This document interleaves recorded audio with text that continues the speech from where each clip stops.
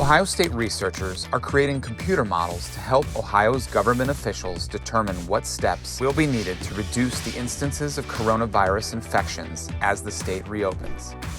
We know the coronavirus is transmitted through droplets, but how do infectious droplets come in contact with your body? Ohio State researchers create computer models to study just that. When an infected person coughs, sneezes, or even speaks, these droplets can travel anywhere from 6 to 10 feet through the air. They travel fast, and they can overwhelm an environment. Want proof?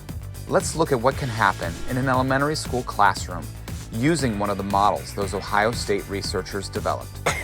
When a student coughs, droplets spread quickly throughout the room. In only a few minutes, the virus settles on different surfaces, desks, and hooks for coats. Not only can this infect anyone in the room, but the virus can be spread outside the room if people leaving don't wash their hands or objects they carry with them.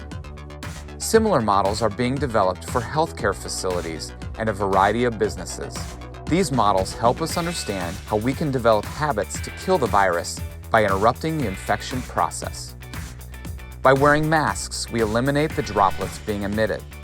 By washing our hands and cleaning surfaces regularly, we reduce the risk of contamination. Making these simple intervention habits, we keep ourselves and others healthy.